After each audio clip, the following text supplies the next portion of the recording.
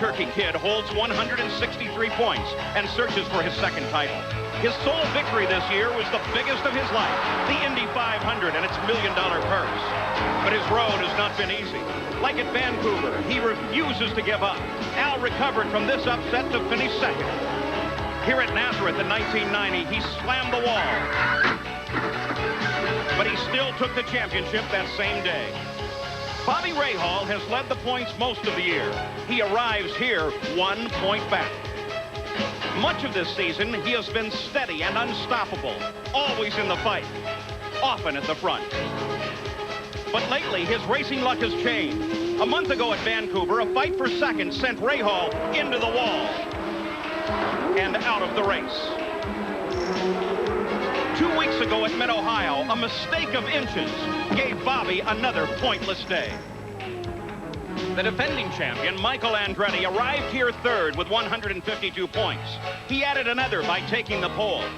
In the middle of this season, Michael ripped off a string of wins at Portland, Milwaukee, Toronto, and Vancouver. He's led twice as many laps as his nearest competitor. Looking for his second championship, Michael has broken 10 track records. There is no tougher driver in the series, but that's not always enough. Racing has played a role, as it did with mechanical failure, leaving him by the roadside 2 weeks ago. Like Rahal, he failed to earn a point. The '89 IndyCar champion, Emerson Fittipaldi, is 18 points behind. 4 races ago, he was considered out of the fight. But then, he took a series of wins. At the Burke Lakefront Airport in Cleveland, he drove steadily away from all challengers, breaking the qualifying and the track record. At the Giant Road America circuit, he outclassed his teammate and the rest of the field to take the win and edge closer in the points. 2 weeks ago at Mid-Ohio, as other contenders fell out, Fittipaldi set another race record and put the Penske team back into the championship battle. Now, with over 3,000 racing miles behind them and just 2 races to go, 4 men reach for the PPG Cup and the IndyCar Championship at the Bosch Spark Plug Grand Prix.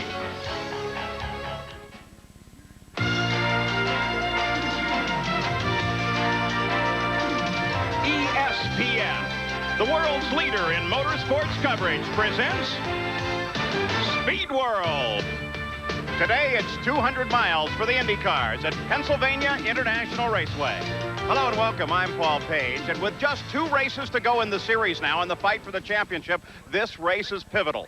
While no one can clinch the championship at this race, they can certainly set themselves in position. As we take a look at the way the points are distributed, remember that not only is the bulk at the top of the field for winning, but there's also a point awarded for each pole and for leading the most laps in a race. Now, the man to watch is Emerson Fittipaldi. He's absolutely dominating the series right now. He comes off of a win, and Penske Racing wants to get him a second championship. They want it so bad, in fact, that this morning at dawn, they were over at the Mack Truck Center testing their race cars. And Fittipaldi and the Penske organization have a tremendous number of practice and testing laps on this track.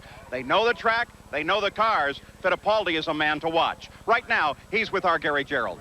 Ready to put the sock on, ready to put the helmet on. Emerson Fittipaldi getting ready to go racing for 200 miles. What is the key to keep this tremendous roll that you're on alive in this championship chase? Well, I think, Gary, today the toughest thing for all of us will be the traffic.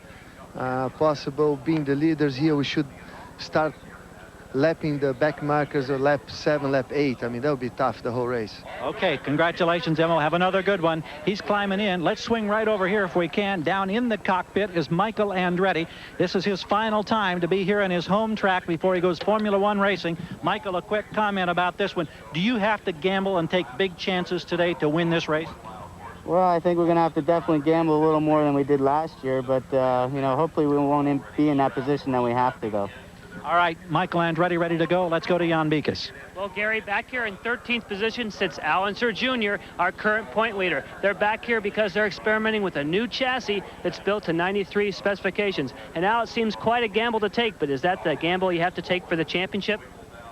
Well, we're trying to make the Galmer better for next year, and you know, we shouldn't be testing it at a racetrack like this, but we felt it was best, and you know, we missed a little bit. That's why we're back here. So. Well, Paul, he's taking a gamble. He hopes number 13 is lucky for him today. Paul? The points leader, Al Unser Jr., with an uphill battle today. Let's take a look at how they qualified here at Nazareth. Here's the diehard starting grid. On the pole, it's Michael Andretti, the winner of this event in 1987 and the new track record holder. Alongside Emerson Fittipaldi, a back-to-back winner here at Nazareth in 89 and 90. In the second row, Bobby Rahal. He has 2 wins on 1-mile ovals this season. And John Andretti with his best qualifying effort all year. In row 3, Mario Andretti looking for his first win on his hometown track. And Scott Goodyear, the winner of the Michigan 500. In the 4th row, it's Scott Brayton, who finished 3rd on the New Hampshire Mile in July. And Eddie Cheever, a runner-up on the Phoenix Mile back in April. In row number 5, Paul Tracy, who ran 2nd at Mid-Ohio in the most recent IndyCar event. And Scott Pruitt with 9 top 10 finishes this year. In the 6th row, Danny Sullivan, the 88 winner of this race. And Mike Groff making his 2nd start in A.J. Foyt's car. In the 7th row, it's Al Unser Jr. leading the chase for the PPG Cup by a single point. And Raul Boisel with 8 top 10 efforts in 1992. In the 8th row, it's Ted Prappis and Stefan Johansson. In row number 9, it's Al Unser, making his first Nazareth start since 1987. And Hiro Matsushita. In the 10th row, Buddy Lazier and Dennis Vitolo. The 11th row is John Jones and Christian Danner. And alone in the 12th and final row is Guido Dacco. Today's coverage on ESPN of the Bosch Spark Plug Grand Prix at Nazareth, Pennsylvania is brought to you by Robert Bosch Corporation, makers of Bosch Platinum, the ultimate spark plug. By Toyota and their full line of quality cars and trucks. Toyota, I love what you do for me. And by Smooth Busch Beer and easy drinking Busch Light. We're back at Pennsylvania International Raceway, Nazareth, Pennsylvania, very close now to the start of the engines. You know, twice in the past, the championship has been decided here at this track. But Derek Daly, that's not so this year. In fact, there are 4 guys still in the fight. That's right, and there's a couple of interesting reasons for that. If you look back over the course of this season, Bobby Rahal came here as a racing driver, a successful businessman. Now he's a team owner. And, you know, I think that team ownership has taken away a little bit of concentration and may have contributed to some of the most un-Rahal-like mistakes that have happened this year. But Bobby says absolutely not. He doesn't believe that's the case. But I have to think that's a lot on his plate to accomplish everything correctly. Now look what he's racing against. Well, take Michael Andretti. He's only 100% a racing driver. That's his total concentration. And he comes here to Nazareth, his hometown. That is an emotional advantage for him. Look at Al Unser Jr. He's here, he's 100% a racing driver, but he's developing a new Galmer chassis. That's a tough thing to do on race weekend. And then you take Emerson. Well, he's on emotional high at the moment. Tremendous momentum, which can carry you to a championship. So there's 4 good reasons why you could not even make a guess as to what's going to happen to the outcome of this championship. And to add to all of that, this oval is one of the toughest tracks the Indy cars face all year. In our tips from the cockpit, Danny Sullivan tells us why. Well, one of the keys at any racetrack you go to is the setup of the car. That's the balance. That's getting the car to do what you want it to do as a driver. Brake, turn in, handle in the corner, put the power down the way you want to. At Nazareth, that's particularly important. This is a 1-mile oval, but it's got 3 critical corners, and they're all different. The first corner is pretty much flat out. Nobody really has a problem in there. But turn 2 is a long, sweeping, slightly uphill left-hand corner, very, very fast, taken almost flat out or flat out, depending on the balance of your car. And you want a slight amount of understeer in there. The reason for that is that if you have it neutral, you'll put all the load on the right rear. And after about 20 laps, the right rear will go away and make the car loose, and you'll lose a lot of ground. The problem is, in turn 3, the car is required to be fairly neutral. So you've got to find that happy median. If you get the car set very good for 2, you're going to understeer too much in 3. One of the things about a 1-mile oval, particularly Nazareth, is if your car is working good, it's one of the best places you can go. Your car will work high, low, around the outside, underneath cars. It's one of the greatest feelings in the world. And you'll see the winner do that all day long. The problem is when your car's not working good, you really got to fight on your hands the entire day, and you're going to be battling this racetrack. And it's not the most fun place to be when your car's not working well. So that's the challenge. Pennsylvania International Raceway, one very tough track. Well, we are now set and ready to go for the command. Gentlemen, start your engines. Pretty good synchronization there as Blue Palmer, they're fired up and ready to go racing. So much on the line here at Nazareth today. 4 men in the championship fight, each with dreams of holding that PPG Cup in his hands at the end of the season. This is the best battle in the points fight, to my memory, in the Indy cars, as we take 4 into the final 2 races.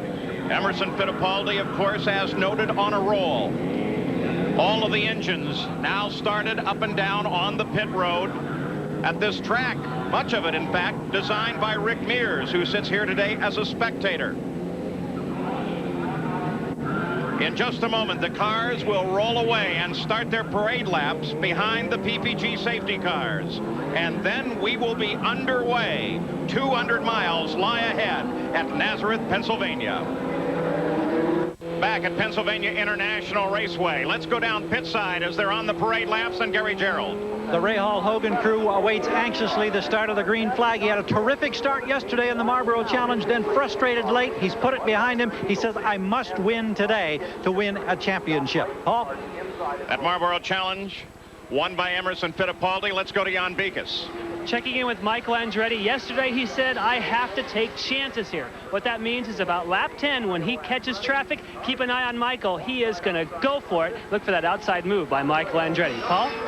The field now begins to move on to the pace lap itself. All but the pace car with Johnny Rutherford at the wheel in front. Weather today couldn't be better. Sun being blocked by clouds. That will help adhesion to the track. The temperature is perfect for these turbocharged engines, and there's no chance of rain.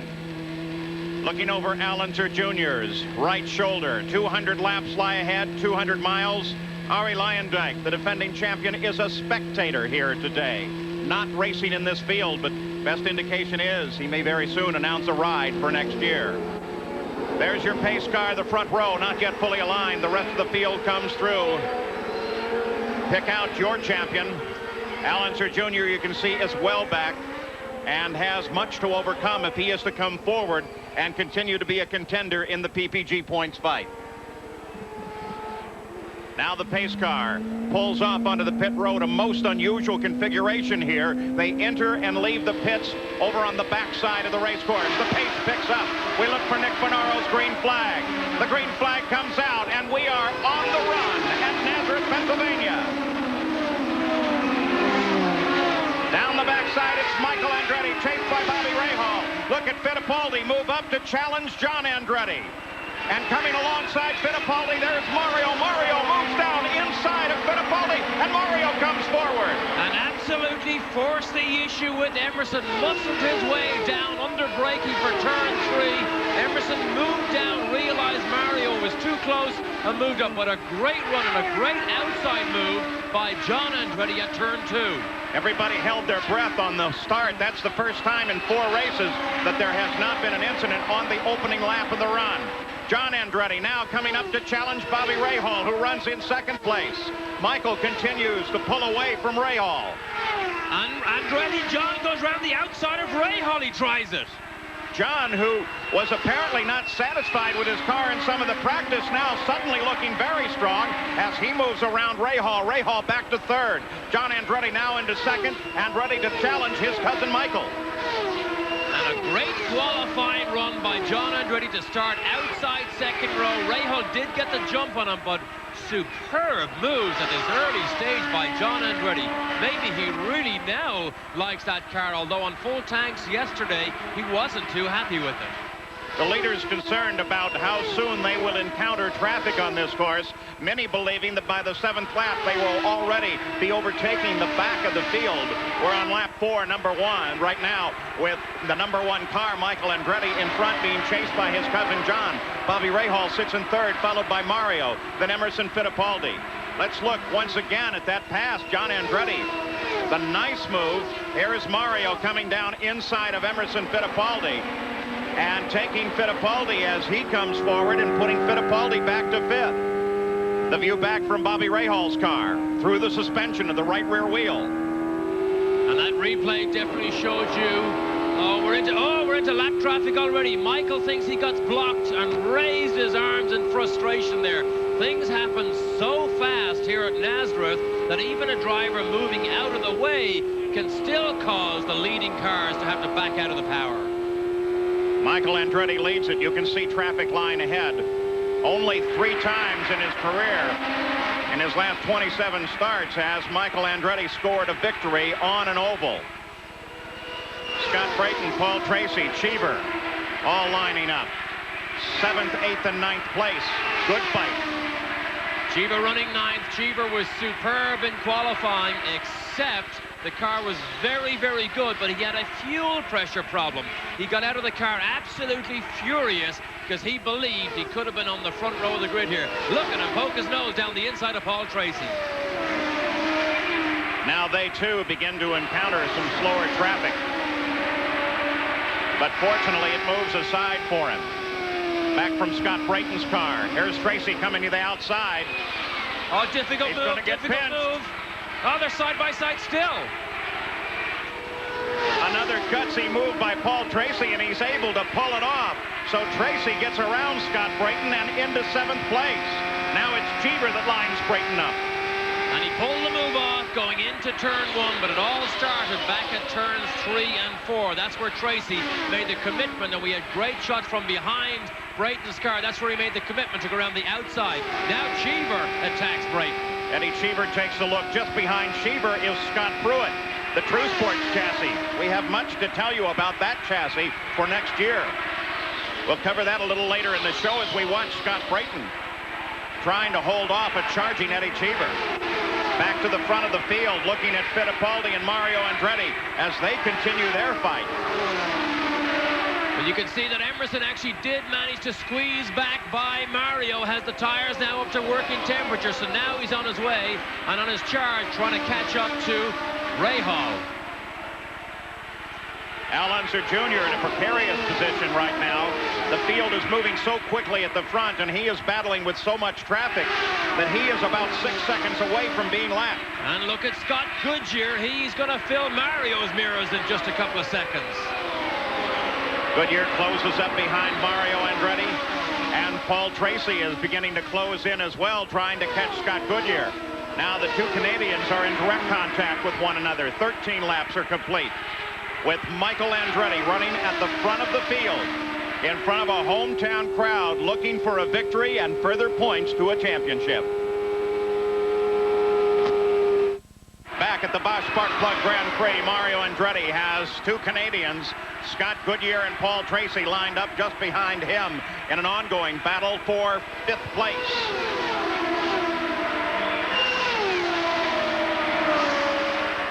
$15 laps now complete for the leader, Michael Andretti. Let's go pit side. Jan Beekes has this update. Well, speaking about Scott Goodyear, yesterday when he ran the car got real loose in traffic. They decided to go with the Cascade wing. That's a double element rear wing. If you look carefully, you'll see it. Interesting, that's the same thing that Mario Andretti has chosen, as well as Michael Andretti. In other words, the guys have gone for the setup to run fast in traffic. Interestingly enough, Rahal and John Andretti do not have that. Maybe they will be falling back in traffic. Keep an eye on it, Paul. We're watching that battle right now. John Andretti and Bobby Rahal, the ongoing battle for 2nd place. John Andretti with much on the line here because there is some suspicion that he might not be the chauffeur of this car next year. On the other hand, if he can turn in a series of good performances here at the end of the season, he might just be able to stay employed at Hall VDS. Well, there's nothing like a bit of pressure to bring the best out in a driver. That's what John Andretti does. Outside of Danny Sullivan he goes, but John Andretti was superb at Mid-Ohio and has been so far all this weekend, particularly in qualifying. As they move around Danny Sullivan, that might give you an indication of what Al Unser Jr. may come to expect during this day in a similar Galmer chassis. Similar but totally different. Al Unser Jr.'s car is one of the development cars for next year's regulations. fundamentally a totally different feel of car. But Al Jr. had enough confidence in that car to say, yes, I think we should utilize a race weekend, even though it's difficult, to continue the development of this car. Tremendous gamble in the points. Al Unser Jr. sitting back in the field in 16th place. As there's Bobby Rahal taking a look inside of John Andretti once again.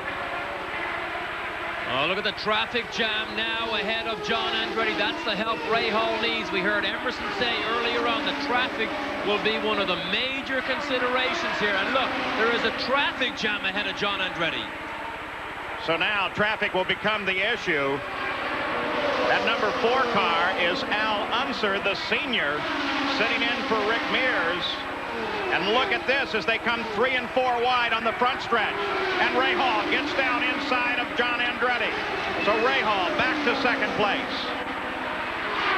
What you're seeing now is what oval track racing is all about. 2 and 3 abreast racing, outside line, inside line. That's what makes this 1 mile oval track racing so special. Even people now like Stefan Johansson, who has no background in this at all, thinks it is the best form of racing he has ever experienced. Well, it will certainly keep a driver busy, because if you're not involved in a battle of your own, you're almost certainly overcoming traffic at some time as you fly around this little mile oval. We call it a mile. It's a little bit less than that. But for statistical purposes, they consider it a mile track. Michael Andretti now 5 seconds out in front of Bobby Rahal. And the good news is, for a moment at least, he has clear sailing ahead. 24 laps are now complete. Now Fittipaldi closes down on John Andretti. A battle developing for third place. Let's go pit side. Gary Gerald. First car on pit road very early was Danny Sullivan. Car was extremely loose. They made a wicker bill change on the rear wing. He's back on course. They didn't want to come in this early, Paul.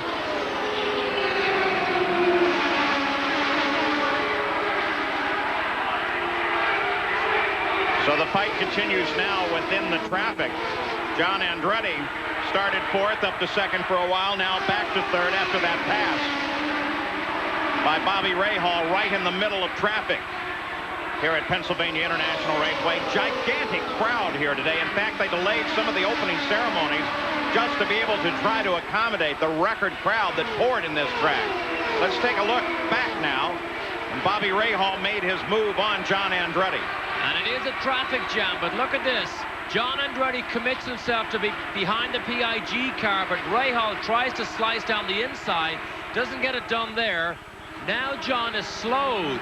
He's slowed a little bit down on the inside line, and that gives Rahal the run. See Rahal on the power early, and gets him the slingshot down the inside of John Andretti. Does that say something additionally, Derek, about how well Rahal may be handling down low?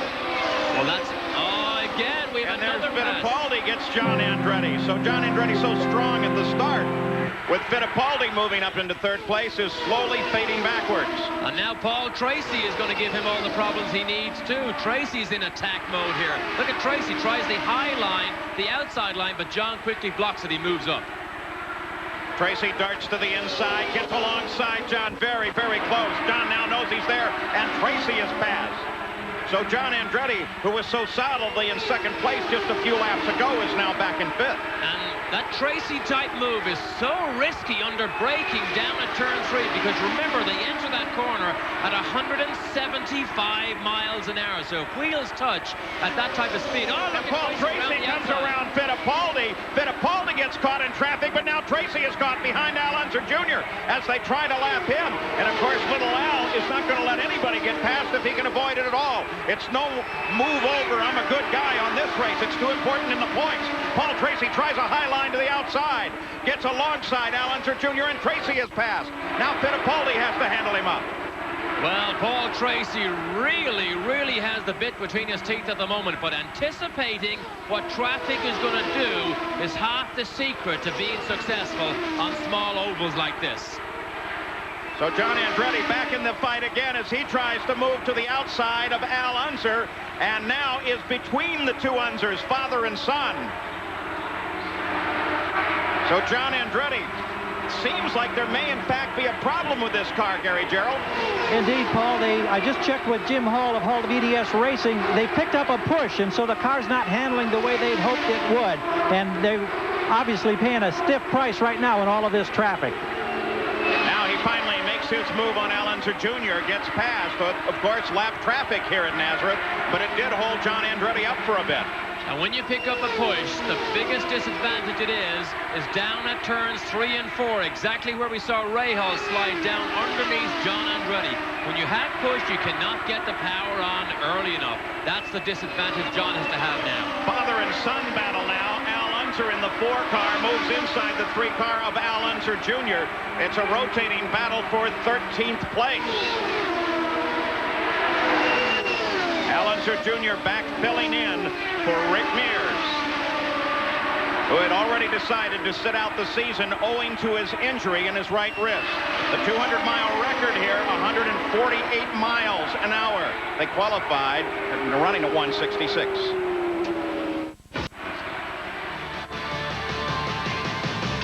Just a little to the north of the track in Nazareth, Pennsylvania. Some of the beautiful churches, the beautiful architecture around this very old part of the United States. And it's the Nazareth kid, Michael Andretti, that leads this field. Raul Boesel is now sitting just in front of Michael as he battles with Scott Pruitt. It's a battle for 10th place. That's the problem you have here. Boesel and Pruitt cannot back off and move out of the way too much, even though the leader is there. So there has to be a very subtle line adjustment between Pruitt and Boesel to allow Michael to get by. But look, they have their own personal battle going on. It's been a clean race thus far. We're 40 laps into it, 40 miles into it. First pit stops, as we saw Scott Pruitt make a nice move there. First pit stops expected right after the 65th lap.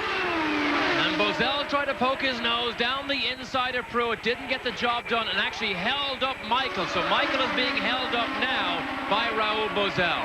Michael Andretti drops back just a little bit. Sometimes that's a maneuver on an oval to get a surge forward and get going. But certainly in the points fight, Michael wants no part of any battle that might mean trouble for him. So Michael must tiptoe, despite the fact that he is leading this race. There's the longest straight here at Nazareth, and it is not very long. You can see from all our pictures here just about, you're virtually turning the steering wheel all through the lap here at Nazareth.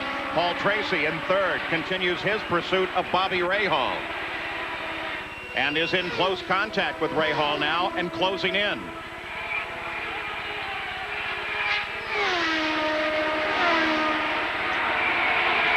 Rahal has been very powerful here on this oval in the practice. Was looking very strong in the Marlboro Challenge. On board now, the Quaker State onboard camera of Scott Goodyear.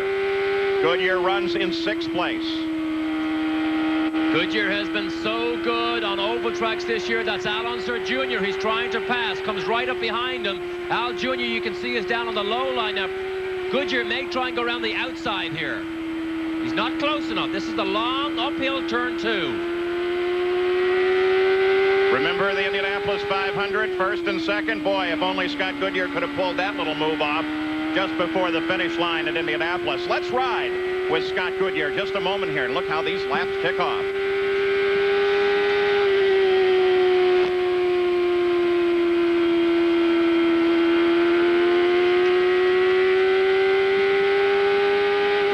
Jones, it just passed.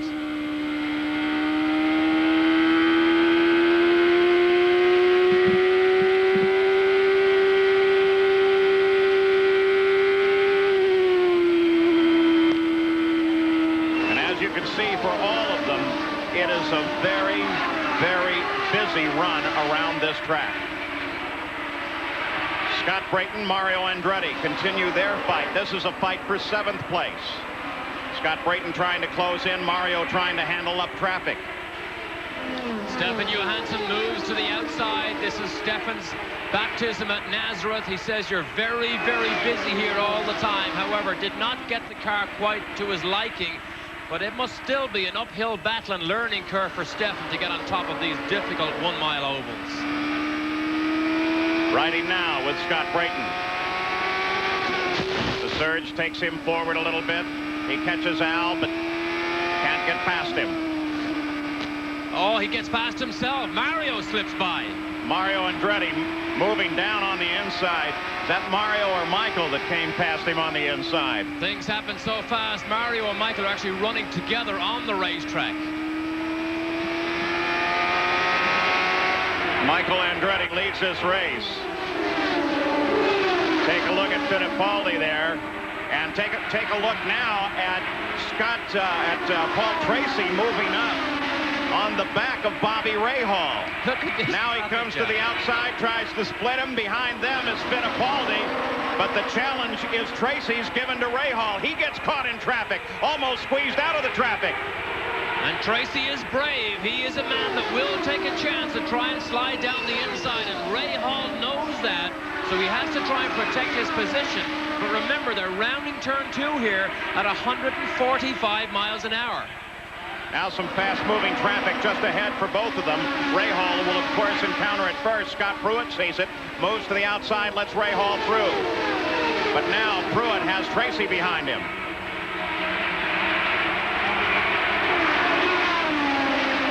Rahal moving out as we take a look at the race summary here with Michael Andretti leading all the way from the green flag. And Paul Tracy looking for room inside of Rahal, but Rahal shuts the door again. No cautions thus far, and look at that average speed at 165 miles an hour with last year's track record at 148.5. Paul Tracy, 23 years old, but he has over 3,000 miles of testing on this racetrack here for Penske. Paul Tracy working on second place, Bobby Rahal. Jan Bikus, you have an update. That's right, Paul. Now is when the calculations take place. We're in Scott Goodyear's pit. We are now checking in. We're about 20 laps from pit stops. What they're doing is they are checking not only the lap times, but the fuel to make sure everybody stays on their fuel schedule. They figure it all out by computer ahead of time. They keep a very close eye on the clipboards. About 20 laps, it's going to be frantic down here, Paul. And Jan, the whole point is that at the distance of this race, if you miss those 2 stops by much, you could put yourself into a 3-stop race pretty quickly. Well, that's right, Paul. Remember, that was the outcome last year. We had a couple of people who had to make those late race pit stops, and then Arie Luyendyk did and surprised everybody and got the victory. Now, everyone knows you can do it in 2 stops. Arie Luyendyk did it. They're trying to repeat that this year. Rahal released from the pressure for a moment. Michael Andretti continues his lead. Arie Luyendyk did do it, but he did have help from a yellow flag. That makes a big difference here at Nazareth. Late race yellow. Michael Andretti looking for career win number 27. And there's out in front is Mike. Accident at Nazareth. That's the 30 car. John Jones up against the barrier, and so all of the leaders will head for the pits. It's a little bit early, but it just may fit within the window. The yellow flag is out. There's Michael Andretti. The leader of the race is already in and out. Paul Tracy makes his stop. The rest of the top of the order of this field should make a stop. But then, Derek Daly, we're talking about a time in the race in which we could see some tactics played. Some crews may opt, in fact, stay out and hope for another. Well, in fact, Mario Andretti flew by here. He elected to stay out longer than everybody else, so he is playing a different game than Michael. But they usually factor in a yellow flag situation here because the fuel is so tight, it's difficult to go flat out for the full course of the race as we watch Al Unser make his stop nice and cleanly. So most of the field in the pits, the man who has not stopped, as we take a look at Mario making his stop, and anticipated on pit road is Scott Goodyear. But remember, on his crew, Derek Walker and Laurie Garish, both guys who know really how to cycle these stops. And look at Michael, he's saying, Fittipaldi, get back there, you don't belong in front of me. Michael's not happy with that one, and Michael gets the position. Michael knows well, maybe not. Use... There's still a nose there. Yeah, Michael knows how to use his in-car camera. He knows there's a lot of people watching that in-car camera, and he has a beef with Emerson at the moment. Mario Andretti slowing down a little bit on the backstretch. I think just looking to rotate into position. As Scott Goodyear, we were suggesting as we passed over the 60th lap, is one of the few in the field that have not stopped.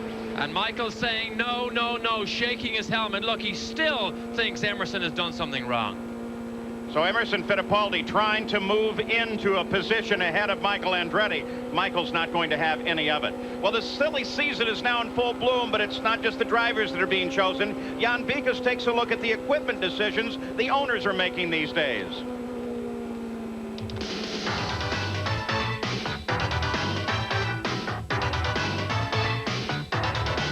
This time of year is when team owners make those final decisions on chassis and power plants for 1993.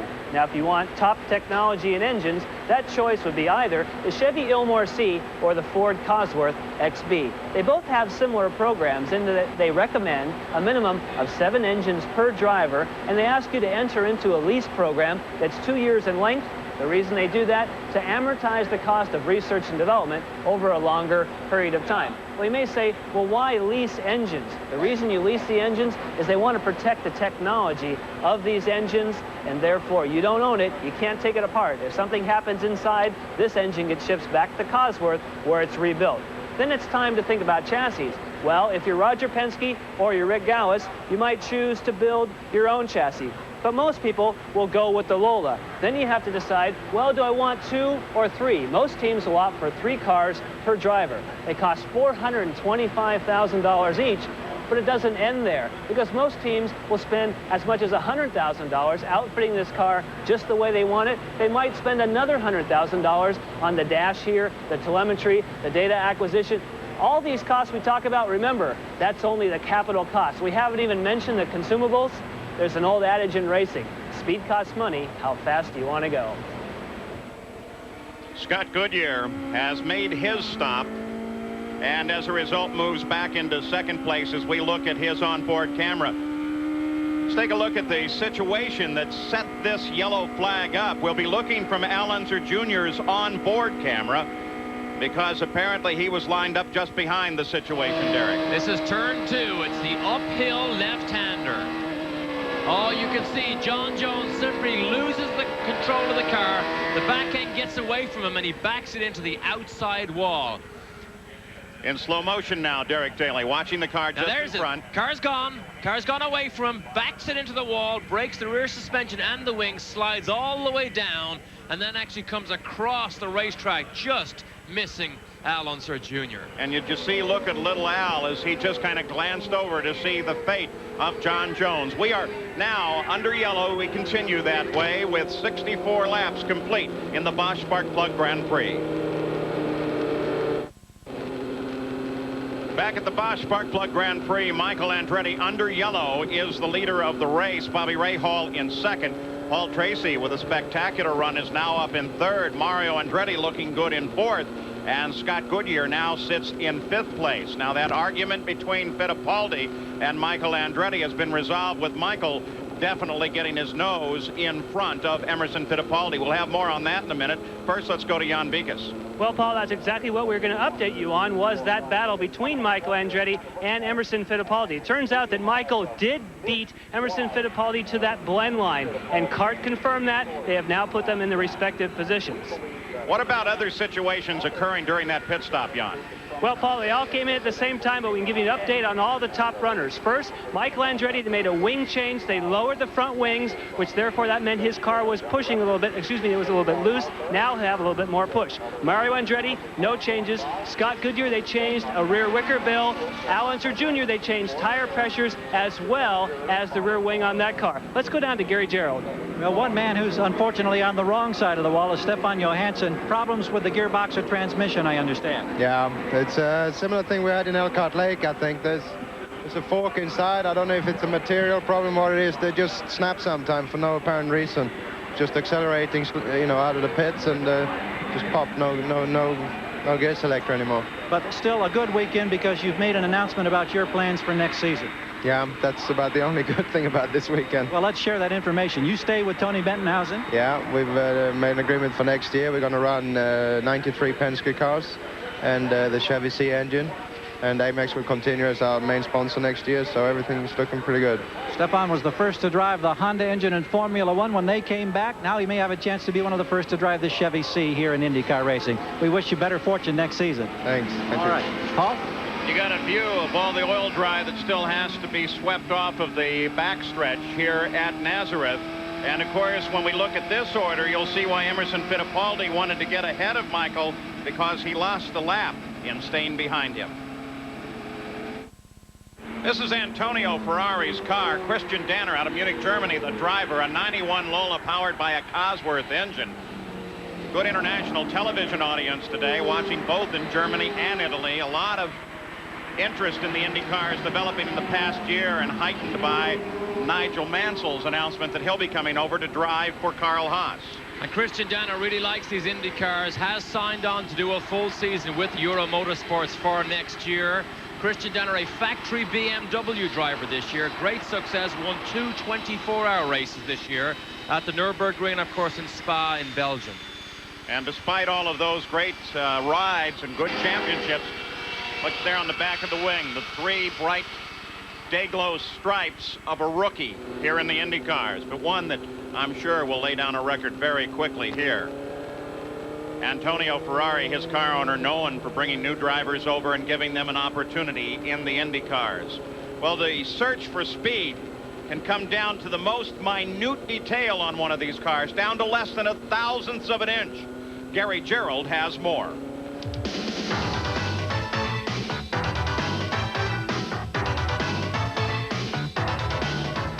A significant influence on the aerodynamic balance of an Indy car is provided through a little device that's known on the rear wing as a wicker bill or a gurney flap. That device, with a peculiar name, is found here on the back element of the wing. It's this very narrow strip. In this case, it happens to be just 1/4 of an inch wide. They come in different sizes from 1/16th of an inch all the way up to 1 1/4 inches. And what this device does is impede the flow of the air coming back across the wing. It traps some of the air. It creates downforce, makes the car quicker in the corner, but it can also create drag or resistance to the air on the straightaway and can slow the car down. So what the crew ideally has to do is find a balance. What wicker bill, what size allows them to be fast in the corner, but also fast on the straightaway? Keep in mind that a difference here of 1/2 inch in the size of this strip creates an additional 50 pounds of downforce, but it can slow you down by as much as 3 miles per hour on the straightaway. The car's really ill handling during the race. During a pit stop, they flip this flap up, this slides out, another size wicker bill or gurney goes in, and that simple little move that takes just about 3 seconds greatly impacts the handling characteristics of the race car.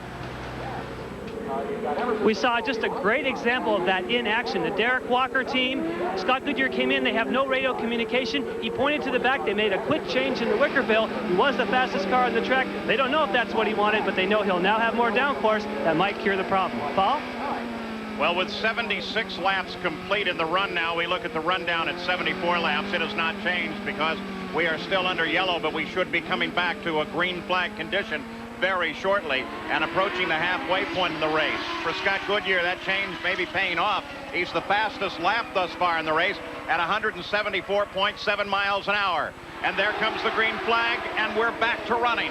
Michael Andretti leads Bobby Rahal. There is Rahal. Just behind him is Paul Tracy, once again trying to make the move on the Rahal.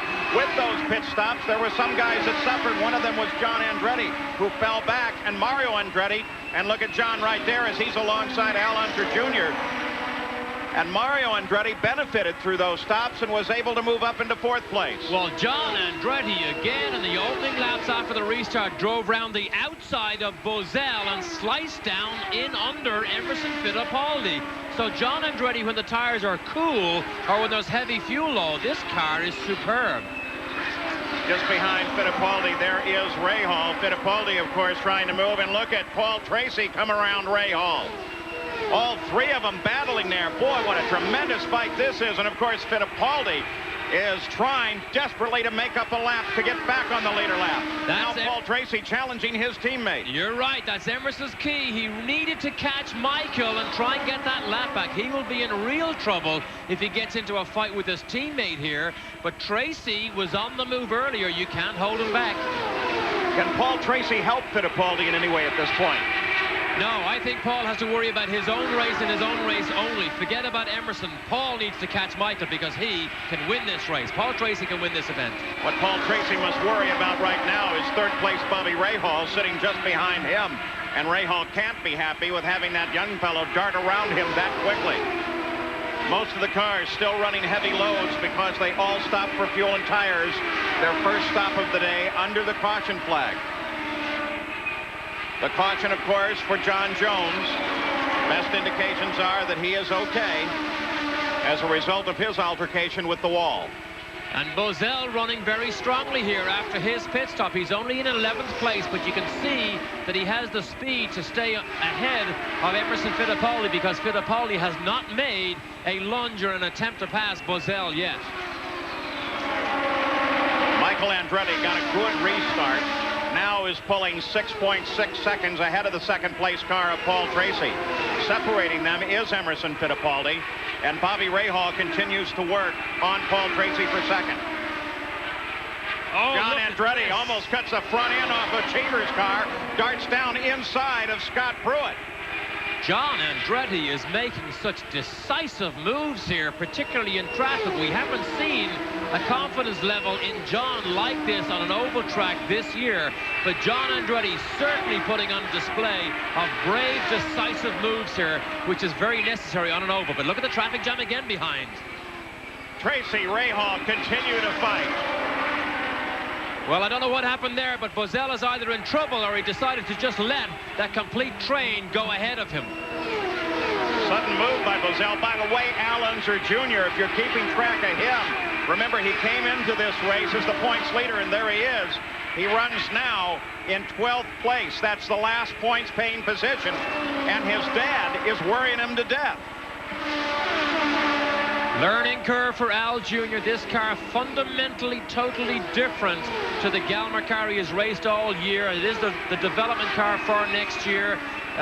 It's a brave decision to make to develop this car during this weekend, considering the points battle. But I think that shows the confidence Al Jr. had in this car that he would actually take that decision. Just behind him is his father sitting in for Rick Mears. Now, Derek, can his father watch that car and when this is all over say, Al, I was watching this or that on you. Here's something you might want to consider. I don't think so in this day and age. These cars are so fast. You see so little suspension movement. These cars either have grip or they don't. You cannot really see a lot of movement in the cars in this day and age. So really, I don't think it can be of much benefit. So the way they judge what they need to change on that car, as well as most of them, is what the driver tells them and then what the computers tell them. Exactly, and the computer's the only thing that doesn't lie. You wouldn't suggest that a driver might not know. I never suggested that. All the drivers saying, oh, yeah, absolutely, I'm flat all the way around here, until they show them the computer tape. Raul Boesel battling now with Scott Pruitt. It's an ongoing battle for 10th place. Scott Pruitt in that True Sports chassis that Bobby Rahal thinks so much of. He has announced that next year his chassis will be the True Sports chassis. He's already hired its designer, and he will be working with that chassis for the 1993 season. At one point in this season, Michael Andretti was 58 points behind in the championship chase. Now he is right up at the front. Quickly approaching the halfway point now in the Bosch Spark Plug Grand Prix at Pennsylvania International Raceway. A 200-mile run. Shelley Unser concerned for her husband, who still runs back in 12th, the last point-paying position. At the front of the field, it's Michael Andretti, chased by Paul Tracy. Bobby Rahal is third. Mario Andretti is fourth in front of his hometown crowd. And Scott Goodyear sits now in 5th place. Of course, some great action coming up here on ESPN next week. We'll have coverage of the Marlboro Challenge, a great race, Sunday, October 11th at 7:30 Eastern. And then, of course, it's the final race in the IndyCar season. The battle for the championship will go to the Toyota Monterey Grand Prix on Sunday, October 18th at 9 o'clock Eastern. Boy, do not miss that one. And this race will set the stage for that. It is an extremely important event. Fittipaldi remains in the position of trying to unlap himself. But to do so, he has quite a battle. He must get around Michael Andretti, who is well ahead on the race course. And right now, he's actually involved in a fight with Bobby Rahal. Well, the only thing that can help Emerson, from what we can see now with the speed he can run, is another yellow flag situation. If he can get a yellow and catch it properly and make up that lap, that is the only thing that will get him back on pace with Michael and the leaders, because look, he doesn't have the speed. Look at Rahal as he tries to slice down the inside. That's the only area you can pass here, almost the only area, because that's where they get on the brakes. But the high line is so fast that it's very difficult to actually outbrake somebody and pull the pass off. Look at John again. This is the patented Andretti outside line, but now it's John instead of the usual Michael.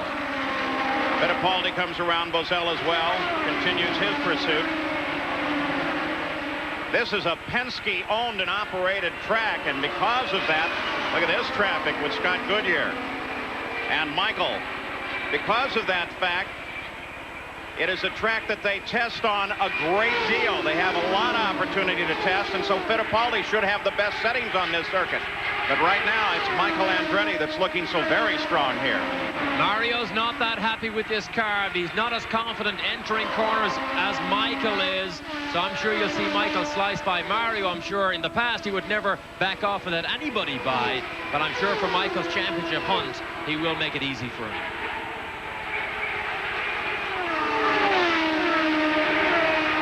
Can't you imagine how much the crowd is enjoying those, seeing father and son race it out? Former Formula One champion, one who aspires to be one as he moves to Formula One next season. Let's go down pit side. Jan Beekes is with the car owner for both Danny Sullivan and Little Al. We're with Rick Gallis, and Rick, Al Jr. now is in the final points paying position. Can you do anything else to get him up to speed? Did the changes you make in the pit stop help? Well, it helped a little bit, Jan, but you know, we're just not working today, and it's a new car, and we're just trying to make it better and trying to hang in there and get a few points so we can at least make a run at them at Laguna. Well, you know, you do have another pit stop. Is it possible you could get it that much more up to speed and then start cranking through the field? Well, we're going to keep trying. I mean, we're not going to give up, and we did help it this last time. We upped it since yesterday, so we need a few more tests and we'll be okay. Do you have any idea whether you use this car at Laguna Seca? What's that? Do you have any idea whether you will use this car at Laguna Seca? No, we're gonna wait and evaluate everything and see what happens. Thank you, Rick. Paul? Michael Andretti still in front. You saw them cycle around Christian Danner there. Bobby Rahal still pursuing Paul Tracy for second place. Emerson Fittipaldi in the midst of that as Rahal, for a moment there, looked to go around Fittipaldi. Fittipaldi is running out of the sequence, one lap behind the leaders. Fittipaldi currently in 7th place. Buddy Lazier on the Viper car moves to the outside, allows Rahal and Fittipaldi to go through. It's good to see that with the young new drivers, because these leaders are traveling so much faster and need that fast line all the time to continue their fight. For Emerson Fittipaldi in the 5 car, this is a must-win situation today. After spending last weekend at the Formula One race in Portugal, we asked Emo what he thinks Nigel Mansell's expectations are in making the transition to the Indy cars. Yeah, he's very excited about the idea to come to IndyCar racing. He's looking forward to be a new challenge for Nigel. Being the Formula One world champion, the defending champion, he'll have a lot of pressure. I think for us it would be great to have Nigel. And for sure he's concerned with the oval track. I mean, the transition from road circuit to oval. But Nigel is very talented. With Mario Andretti, he's going to get a lot of experience from Mario. You know, good team with Newman Haas. He'll be in good hands, and he should be doing really well. And speaking of things Formula One, we're sad to tell you that the great Formula One champion, the Bear, Denny Hume, succumbed to a heart attack while racing at Bathurst. Denny Hume passes away. Another great champion goes by the wayside. We enjoyed him so much when he came to the Indianapolis Motor Speedway. He had his stint in the Indy cars. He loved them. And even though he was in his 60s, never slowed down. His travel schedule was as hectic as it ever was, and he still enjoyed racing cars right up to the end. Michael Andretti runs in front, runs at a record pace. 162 miles an hour, his last lap. And look there, Al Unser Right there with Michael Andretti. That's what we mentioned earlier, that high line. You can get on the power and cut down across somebody who's trying to get under you under braking. Now, we know Michael is much faster than Al Unser, yet it's difficult to actually make the pass. Here's the same area here, the downhill run. He's not close enough this time. Al Unser is getting a lot of coaching this weekend from Rick Mears, who is here, has been watching him, been helping Al with that car. They were talking about it, and in fact, Al seemed concerned about some of the setup on it, and it was fun watching Rick Mears, again with all of those hand gestures, say, well, if you roll out here and get into it a little early here, and then Al comes back and says, okay, that works, what's next? But look at Scott Goodyear, Paul. He is all over Michael Andretti. Still has fastest lap of this race. He is 1 lap down, however. So Goodyear now is in almost an Emerson Fittipaldi similar position. He needs to claw his way by Michael. Let's get a further update on Big Al from Gary Gerald. Big Al likes the way the car's working, Paul. The only thing he doesn't like is the fact that they've lost their radio communication. Now they've had to rely on the pit board. It went out just prior to that yellow, and that was the scramble into the pits. They would have left him out there to pack up with the field, then brought him in afterwards, but it didn't work that way. 112 laps complete. The yellow flag comes out. Indication that Ted Prappus's car was showing smoke and oil at the back end, so the yellow is out. There's that car. That will slow the field.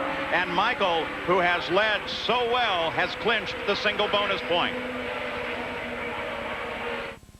Back at Nazareth, Michael Andretti rolling onto the pit road. Strategy being played here as he accelerates and heads for his pits.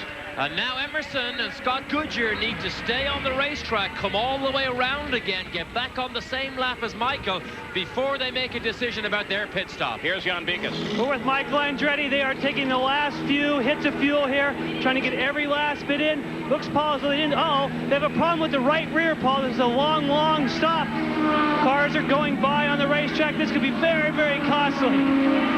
Oh, Paul, they're just... He's out of here, Paul. Long stop. The right rear tire was the problem. The nut was stuck. They kept just hammering and hammering. Finally, they got it on. 25.3 seconds in the pits. An incredibly frustrating time for Michael Andretti, who is already pumped up with adrenaline at the run. Time moves so slowly for him in the pits, and Emerson Fittipaldi got back onto the lead lap with that long stop. Rahall's in the pits. Here's Gary. Bobby Rahall's team hoping to take advantage of that long stop by Michael Andretti. They make what appears to be a routine change, and it's a good one. Under 10 seconds on our clock. An amazing stop for Bobby Rahal. You see a man there that wants the championship, and as a matter of fact, as the position shuffle this day, it is Rahal that's picking up the points advantage because he is in a position, if he remains where he is to the end of the race, to grab the points lead back once again. We are under yellow again while they check the circuit because of some leakage shown at the back of Ted Prappus's machine. On any racetrack, especially an oval, you can't afford any oil on the track whatsoever. These pit stops, though, under yellow, come at the 116th lap. There's John Andretti in the pits. John was running in 7th place prior to coming in here, hoping to keep his chair at Hall VDS Racing and keep that Pennzoil car as his steed for next year. And under the yellow thus far, Paul Tracy has not made a stop, and because of that, Paul Tracy is the leader of the race. Mario Andretti has stopped. Bobby Rahal has stopped. There's Ted Prappus's car as they check it over for lost fluid at the back of the machine, and Ted Prappus looks down on the car. Scott Goodyear has not stopped. Mario Andretti has not stopped. Emerson Fittipaldi, of course, has not stopped. So this yellow changes the complexion of this race once again. Derek Daly at 117 laps. I'm not going to run to the finish of this race. Roger Penske is betting on going a little further with Tracy and keeping him in front. Yes, and when you have 3 cars in a race, you can take a gamble and try and cover all bases, and that's what Roger Penske is trying to do. But Scott Goodyear, we see him there. He needed Tracy to stop, and then Scott Goodyear had a chance to get back on the lead lap. There's the green flag once again, and it's Paul Tracy that will lead this field around as we go green, and Michael Andretti now must catch Paul Tracy. He's back in that traffic about 5 seconds behind the leader of the race in car number 7. Official scoring now reporting down as we've got a car spinning coming off of the corner, and everybody scrambles to try and miss him, and John Andretti gets him. Dennis Vitolo spun coming out of turn 2 and almost got away with it. Poor John Andretti had nowhere to go because of the traffic jam and plowed into Dennis Vitolo. Vitolo was so hopeful of a good ride here today. Good new sponsor in Edge that they say is very successful in the Indy cars. A quick loss of traction. New tires, you think? Oh, it definitely could be a cool tire situation. Get hard on the power. That's exactly the same place as we saw John Jones lose control earlier on. But John Andretti, we see him here. I will be shocked if he can continue on, but we get a chance to look again. Look at the top of your screen, the black car. This is the edge-backed car, Dennis Vitolo. Now he gets away with it here, but look at John. Absolutely into the back of it, lifts the car off the ground. A shame for Dennis Vitolo because, as you said, they just had the most successful promotion ever for the Edge products using IndyCar racing, but now the rest of the racing day is over. Jim Hall pats John Andretti on the back. He is obviously just furious with that situation. He had no option whatsoever. Look at his helmet.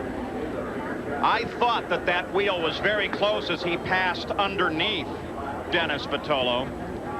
He was running so well, qualified, best of the season. Now watch the car as John passes under it. There's Dennis, loses it under power. Now he does a 180. Now he gets it back straight again. Looks as if it's clear. But remember, John Andretti's doing 160 miles an hour, has nowhere to go. You know that John Andretti's helmet hit the rear tire of Dennis Vitolo.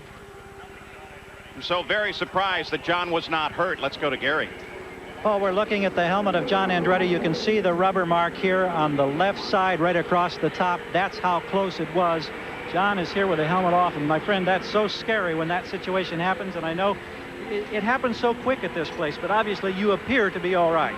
Yeah, I'm just, I'm upset, you know, I mean, you know, unfortunately, the guy didn't spin on purpose, and, but when he did it, everybody scattered, and the track's, you know, very narrow and very quick, and when I came up in, I just stood on the brakes, and I went for the opening, and unfortunately, the opening, the farthest opening was the guy that was going the slowest, the guy that just spun, and he came all the way up over the car, and I hit him in the tire. I thought I'd be the softest way.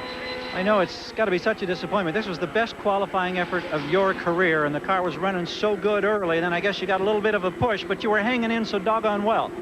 Yeah, I mean, every race is important, and obviously these ending races are real important for the points, and we had some of the people handling. We were going to move up in the points, and you know, but ifs, ands, and buts, you know, they don't do much for you, but we'll be back at Laguna, and we'll put the yellow car at the front. We're just happy you're all right, John. Thank you. I'm always okay. All right.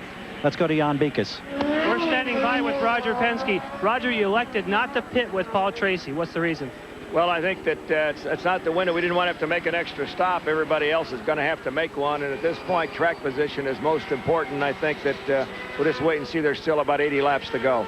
Okay, so when Michael came in, why would you say that he would come in? He didn't need to, then therefore he may have wanted to wait just like you for that fuel window to open? Well, he didn't come in immediately, then he came in the next time, and it was better for us to stay out. It gave us track position. It's so important with the traffic. Okay, we'll be keeping an eye on you down here at the Penske pit when that window does open. Paul? And his driver, Paul Tracy, at the front of the order now, has not stopped as we watch Scott Brayton get some routine service in the pits here at Pennsylvania International. Paul Tracy in front. Michael Andretti now plays catch-up. The Bosch Spark Plug Grand Prix is still under yellow. There's the leader, Paul Tracy. 125 laps are complete. This yellow came out shortly after one a little bit earlier for Ted Krappus, who was spraying some fluid on the track. And then on the restart, Dennis Vitolo's back end came loose and set up a most interesting situation. This is Vitolo. He loses control. Now it's a simple spin at the moment. Remember, at the top of the screen, there's John Andretti coming into view. He's doing 170 miles an hour. Now, if you stop it right here, right there. Now look, John Andretti cannot see where Vitolo is. However, Bozell can see it and Cheever can see it. Cheever goes off to the inside.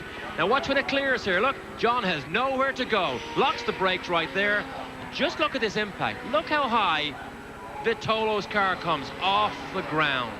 Huge impact. Both Dennis Vitolo and John Andretti very lucky to walk away from this accident. Here is Emerson Fittipaldi back into the pits for Penske service. All 4 tires come off of that car. Let's go to Gary Gerald. Hoping to get that lap back. Emerson nodding to a radio communication. He's off the jabs. Here's another excellent stop, but a little slow pulling away, just under 12 seconds as we go to Jan Beekes. We're standing by with Derek Walker. And Derek, that was a big advantage for you because you were just ahead of the leader, Paul Tracy. Then you got to come all the way around, so you won't go down a lap. So that was a big advantage. But you also come in and got fuel. Can you make it to the end?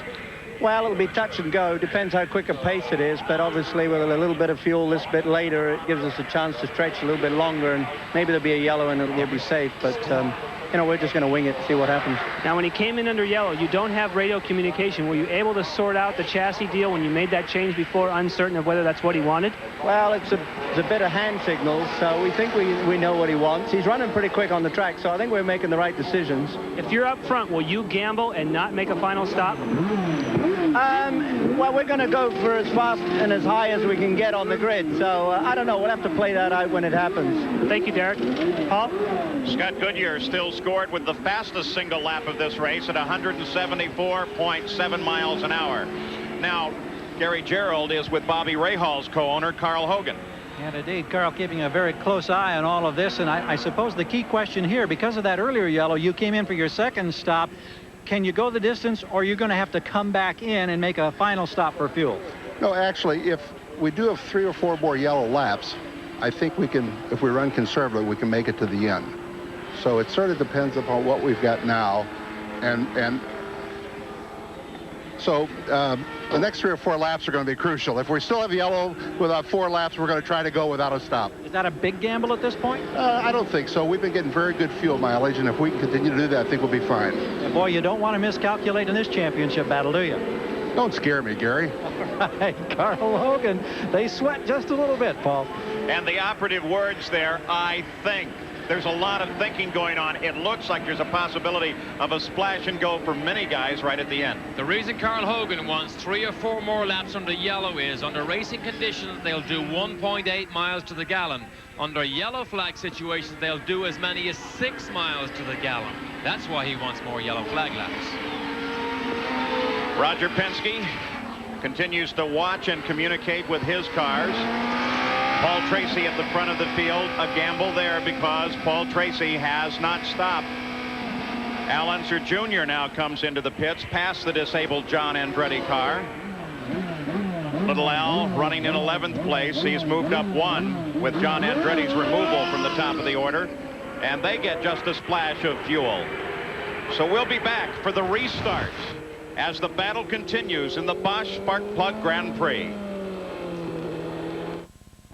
Pennsylvania International Raceway. The pace begins to quicken as the green flag comes out again. And it's Paul Tracy going to try to hold off Michael Andretti. Michael Andretti desperately looking for points in the battle for the PPG Cup, the symbol of the IndyCar Championship. There's Bobby Rahal just behind Michael as too. That is the other player in the championship at this moment. Al Unser Jr. sits back in 11th place, though they topped the car off with fuel just before they went green. So apparently they're giving some thought for running all the way to the finish. And it is a gamble, but however, in this situation with 2 yellows, you got to go with the gamble because you still don't know what's going to happen. But Tracy leads. There he is there. So Michael and Rahal are almost the full distance of the racetrack behind, almost a full lap. Looking back from the mirror cam in Michael's car, 68 laps yet to go in the run. That might be stretching the fuel window just a little bit. Paul Tracy out in front. There you see first, second, third. And Paul Tracy, though, there by the fact that he has only completed 1 stop. A gamble being played by Roger Penske. And Derek, he's awful good at it. The Valvoline race summary after 125 laps. The speed fallen off greatly with those yellow caution periods, 3 of them. Record speed here is 148.5 miles an hour. So Paul Tracy leads, and his fate is now in Roger Penske's hands. Remember, Paul Tracy will just do what he's told out in the racetrack, leaves all the decisions to Roger Penske, and it will be nerve-wracking as his girlfriend watches Tracy again leading a race. I think he's led almost every race he's been in with Roger Penske. Paul's had a spectacular season thus far this year, but he's at the point now where he must keep an eye on his own dashboard. He's got that marvelous computer display in front of him, and he can reach up and from time to time change the different settings and readings. But the pits, because of telemetry, are looking at vastly similar readings, but they've got a calculator and a computer, and they can project just a little bit further. So he almost has to ignore what's happening in front of him. And something we mentioned about Tracy is so aggressive. He flew off the road so many times at Elkhart Lake, but suddenly he was impeccable at Mid-Ohio and has been impeccable here all weekend. So a good, consistent run, and showing Roger Penske that he is learning very quickly. Further update on Paul Tracy. Here's Jan. That's right, Paul. Remember, this is Roger Penske's racetrack, and Paul Tracy has done 2,800 miles of testing here. And when you talked about computers, Roger Penske has the top-of-the-line computers. They know exactly what's going on. The fact that Roger Penske did not bring Paul Tracy in would lead us to believe that all those people that made pit stops cannot make it, because if that were the case, Roger Penske, the statistician that he is, would definitely have brought Paul in. We're going to be waiting when he does make that decision. Paul? Michael Andretti now runs 3.4 seconds behind Paul Tracy. Paul Tracy with a lighter fuel load by a large margin as we take a look at Scott Pruitt continuing his battle with Eddie Cheever. That's a battle for 8th place. Were you surprised, Derek Daly, when they announced that Rahal would be using this True Sports chassis that Scott Pruitt has now next year? It seems like quite a gamble as well. It is a gamble when you do something like that. I think everybody was surprised because there was no inkling at all that that would happen. However, the mysterious test that took place at Mid-Ohio several months back was, in fact, Rahal. Oh, Scott tries to slide down the inside of Manchusta. Wheel to wheel there, gets the job done, but it was Rahal who did that test. He was very impressed with it. And then, of course, Stefan Johansson tested the car. He was very impressed. That probably helped Rahal make that critical decision. Another driver had a good test at Mid-Ohio was Scott Sharp in one of Derek Walker's cars, and they were very pleased with him. Let's go down to Gary Gerald. Well, Danny Sullivan has called it quits for the day. An ill-handling race car, and I guess you just kind of want to get out of the way? Well, we had looks like a shock broken, and so which makes it ill-handling, and you know, I'm just in the way. I'm 17th. Nobody's really dropping out of the thing. These guys got a race and a championship to go. There's no point just to flog around and maybe cause somebody some harm. I had a couple big moments on the last lap, you know, just where you get it sideways. There's no point. We've already backed one into the wall this weekend. We don't need to do another one. Well, earlier in the week you mentioned into the wall, and let's pull down here. Here's a computer graph of that lap. You see the ride for Danny Sullivan, and then you see this dramatic spike mark. That's when he impacted the wall. 10 negative G's on deacceleration right there. And then a secondary hit, 5 negative G's. And boy, that hurts a lot, right, Danny? Well, it gives you a pretty big headache, but I got to say the Galmer held up really, really well.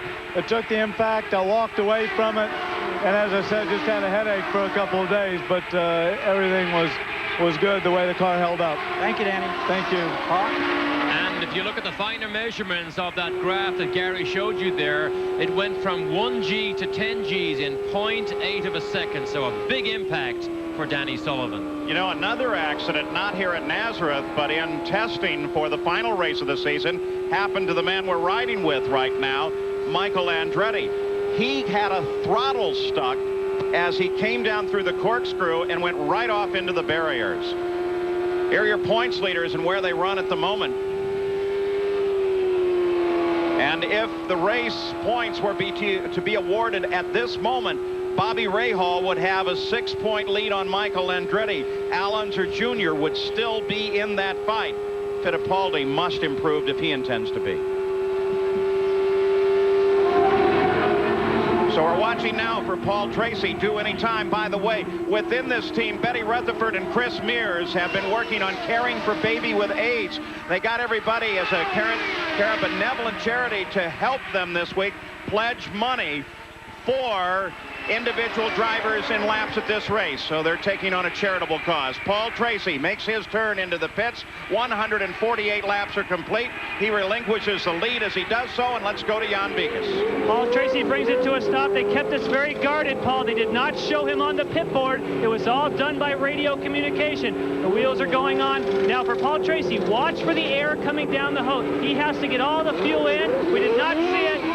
He's underway. He's out of here, Paul.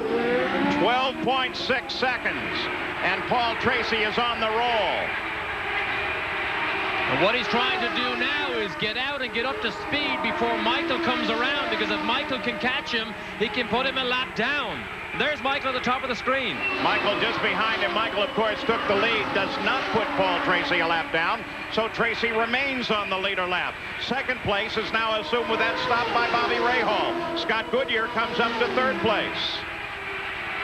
So with Paul Tracy's stop, the complexion of this race changes entirely. Michael Andretti moves back to the front, and the championship battle between he and Rahal continues. 1/4 of the race yet to run in the Bosch Spark Plug Grand Prix at Nazareth, Pennsylvania International Raceway. A track rebuilt by Roger Penske, but Michael Andretti, in front of his hometown crowd, is back as the dominant factor. When Paul Tracy made his pit stop, Michael moved back to the lead again. Roger Penske taking a gamble, hoping for an additional caution period that did not manifest itself. And as a result, Paul Tracy made a stop under the green, and now Michael Andretti is at the lead of the race with Bobby Rahal 3.5 seconds behind. And if you listen to the throttle movements here, Michael hardly lifted when he passed Danner. This is turn 2. He just rides the brakes down here, just a little bit. Well, you can hear those tires squeal. Hear those front tires squeal. Ooh, listen to the song of Goodyear. That's Emerson he's chasing. That's Emerson Fittipaldi right ahead of him. And there's Groff. Terrible break for Paul Tracy, because look here. The yellow almost certainly, and in fact does come out. If Paul Tracy could have only stretched this far, you can see there's water pouring out of the side there by the coolers. And Michael Andretti is going to roll into the pits. This may be a break for Paul Tracy in the other direction now. This could be a huge break for Paul Tracy. He's got all the fuel he needs, and he's about to take the lead. Michael Andretti roars out of the pits. Paul Tracy moving on the main stretch under the yellow. And Michael Andretti does not want to get lapped, doesn't want to get bottled up behind that Penske car in front of him. The pace car is out, and there's Paul Tracy. Johnny Rutherford at the wheel of the pace car will slow this field down. And that gamble that Roger played now looks fairly bright, but look at Tracy. Tracy is going to go to the pits as well. So Paul Tracy will go in. They'll top this car off with fuel, and that will mean that our leaders of the race at least will have plenty of fuel now to go to the end of the run. Well, something did not go right in the last stop for Paul Tracy, because he should have had all the fuel that was in that tank. And all it is fuel as Paul Tracy spins those rear wheels, roars out of the pits. Only 7.2 seconds, maybe in fact a time stop. Jan Beekes. Well, Paul, remember when we watched Paul Tracy stop a few minutes ago, and I said watch the fuel hose and watch for air? We didn't see the air. In other words, they did not get all the fuel in the fuel tank in the pits, in the fuel tank in the car. So now he came in to get that last little bit. He can use the full richness and go to the end. Paul? 158 laps complete. Bobby Rahal assumes the lead of the race for the moment.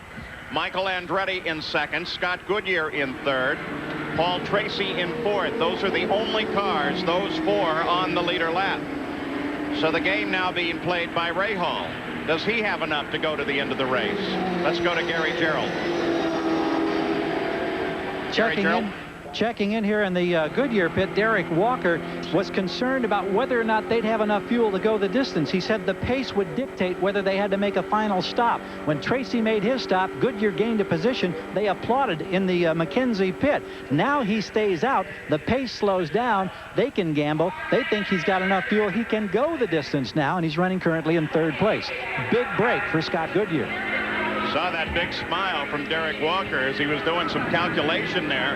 Apparently he's pleased with what he saw. 158 laps complete. We are under a caution period. The caution coming out when Mike Groff got in trouble, looked like a right cooler let go in some way. In fact, remind us of Rick Mears' accident at the Indianapolis Motor Speedway that still has Rick out of contention. But you can bet next year he will be back. So the fight continues, currently under yellow.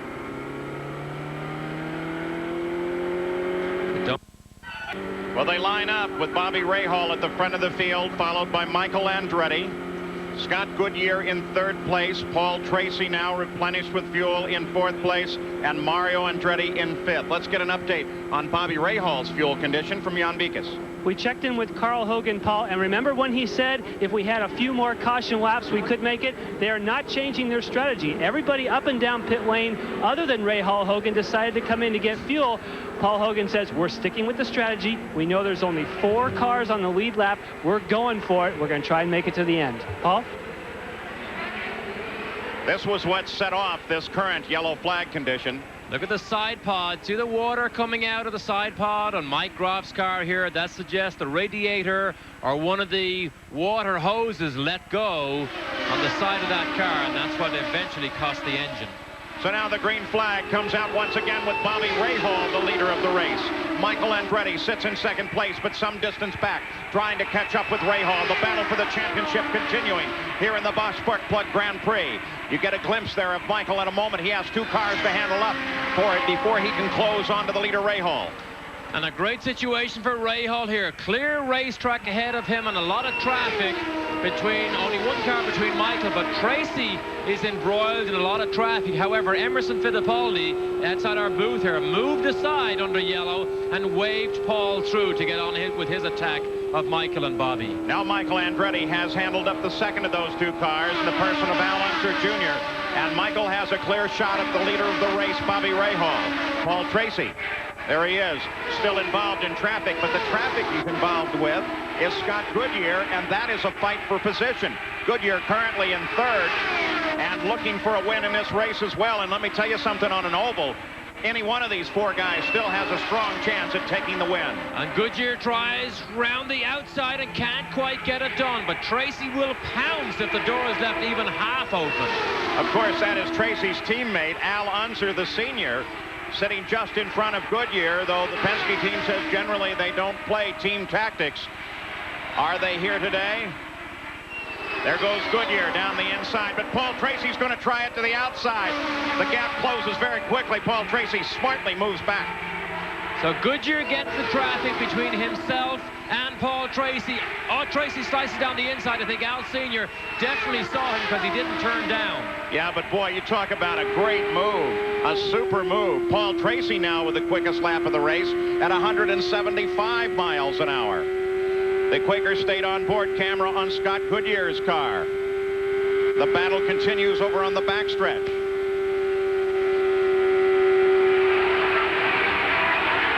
There's Michael, there's Goodyear, there's Tracy, so they're all in line, and Rahal is less than 2 seconds up the road ahead of Michael.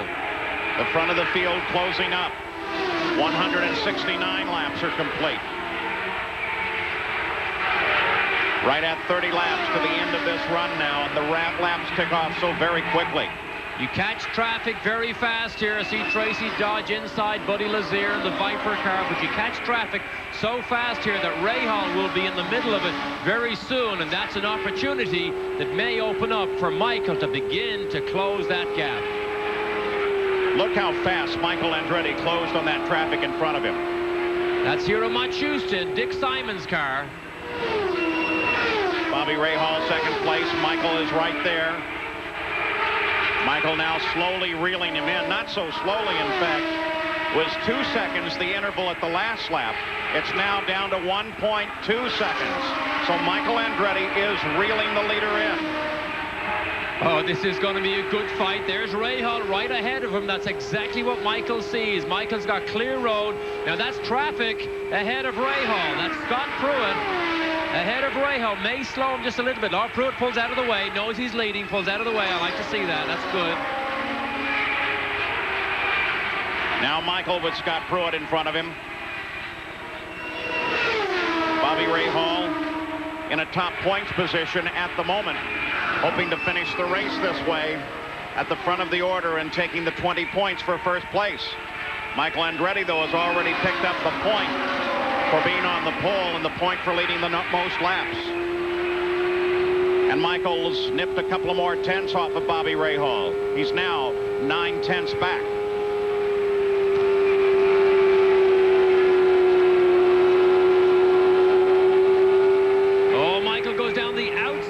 Christian Danner went to inside first, changed his mind, and shot through the outside. You can see a great shot here on the in-car camera. You see Nicky Finoro there. Well, you can see that really well from the in-car camera. That's what the drivers have to watch for every time they go by the start-finish line, because if Nick Finoro waves that blue flag, he's telling you, be aware there is somebody trying to make a pass. Michael Andretti lost time the past 2 laps.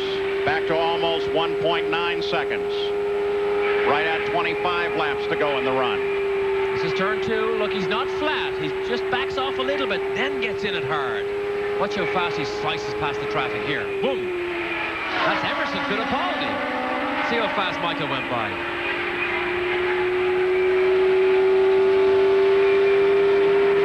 Michael searching ahead as he comes off every corner, looking for Rahal. Carl Hogan can barely stand it as he stays in communication with Bobby, leading by 4 seconds now. But there's still a question of whether Rahal can make it all the way to the end of this race. Well, the NHL is back on ESPN, making our premier coverage of the NHL as the Philadelphia Flyers take on the Pittsburgh Penguins Tuesday at 7:30 p.m. Eastern. Don't miss it. Well, Michael Andretti still chasing, but losing ground to Rahal as they cycle through traffic. Let's go down to the Rahal pits and Jan Beekes. Paul, we've been keeping a very close eye on everything that's happening down here in Rahal Hogan Racing. They are very concerned about their fuel economy. They are radioing to Bobby Rahal, are you in 6th gear? They have to be in 6th gear. That is the fuel economy gear. They have to save everything. They're running back and forth, making those very minute calculations on the computer. Every single lap, they're checking that telemetry. Paul, they're very, very concerned. It's going to be extremely tight. I would say we'll probably see them for a splash and go. And Michael Andretti is now right there at the back of Bobby Rahal's car. Rahal very light on fuel at this moment.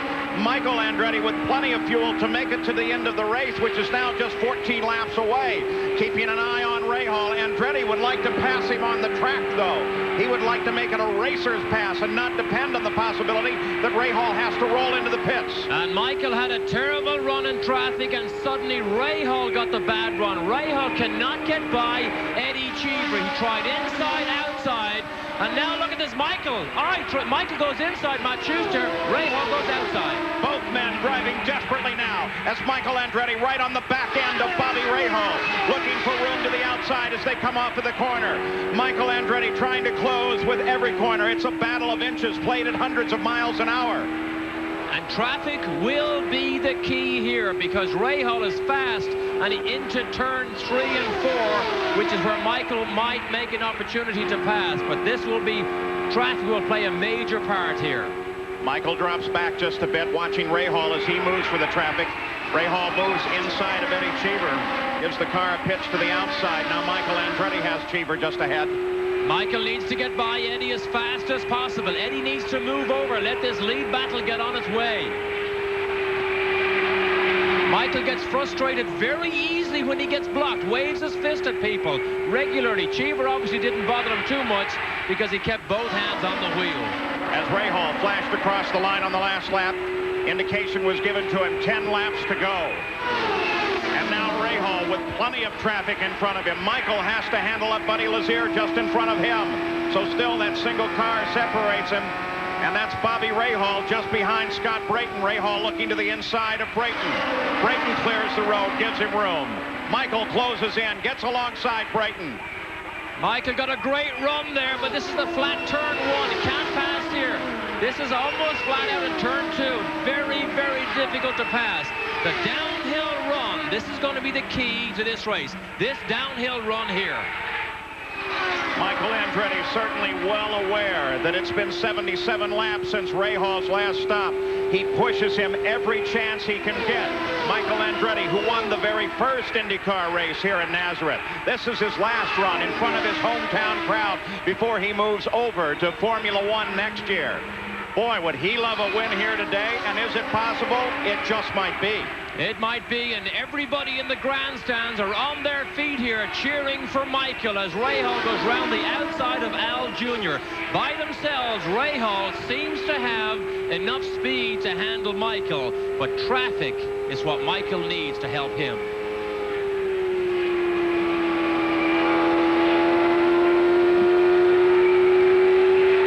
As they flash across the line, it's now just 5 laps to go to the end of the run. If Michael Andretti is going to show anything, he must do it rather quickly. The battle for third continues as well between Scott Goodyear and Paul Tracy, as Tracy is back up on the back end of Goodyear. And Tracy trying to go around the out. Oh, he makes it around the outside of Goodyear. Tracy uses the traffic and gets Scott Goodyear and Tracy up to third place now. Michael continuing to chase for Rahal, but Rahal is a full second ahead. You have to take chances in this situation, and Michael said that earlier. He might have to take chances. You can't commit yourself to staying inside somebody. Sometimes you just have to go outside and hope that he sees you. It's a clear shot from Michael to Rahal now. Rahal, remember, can be quicker. The car is very light. There's virtually no fuel in it whatsoever. Bobby Rahal just ripped a lap off at 175.3 miles an hour.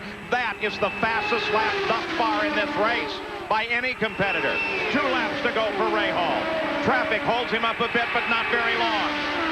Doesn't hold Michael very long either as he squeezes to the outside of Hiromatsusta. Not enough traffic to help Michael. There's 10 car lengths between himself and Rahal. That is too much as you see the white flag. 1 lap to go for Bobby Rahal. Will he be able to move himself back into the points lead? He's looking so strong here now. The checkered flag awaits him. Michael Andretti in a last desperate drive on the backstretch to catch Bobby Rahal. But Michael Andretti appears to be totally behind the 8 ball as it's Bobby Rahal that takes the win here at Nazareth. Moves back to the lead of the points with Michael Andretti going into second place. Paul Tracy screams for the line now. Finishing in third place, Scott Goodyear will finish in fourth. Well, Bobby Rahal, the businessman, the racing driver, and the car owner had everything covered that he needed today. So the battle for the championship is sealed now between Rahal and Michael. Bobby Rahal takes the victory. Here with the Ford Winner's Circle interview is Gary Gerald. Bobby Rahal enjoying the moment. Wow, what a great year it has been on the short ovals for this team, and do they answer back in this championship hunt?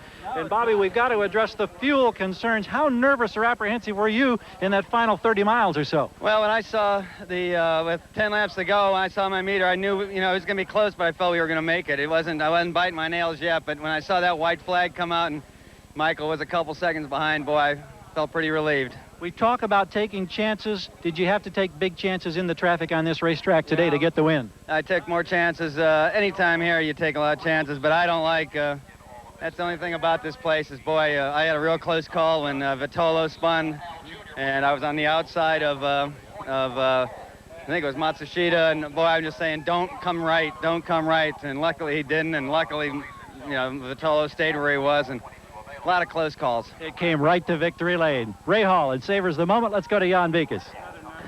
We're standing by with Michael Andretti, a kiss from his wife, Sandy. You said pit strategy was the key.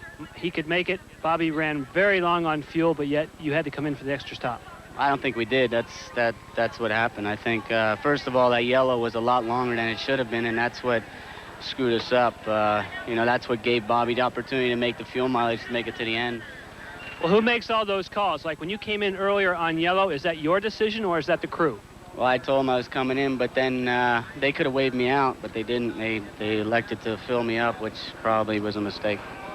Thank you, Michael. Michael Andretti takes a second-place finish behind Bobby Rahal as we take a look at the entire rundown in the standings and take a look there in 11th spot.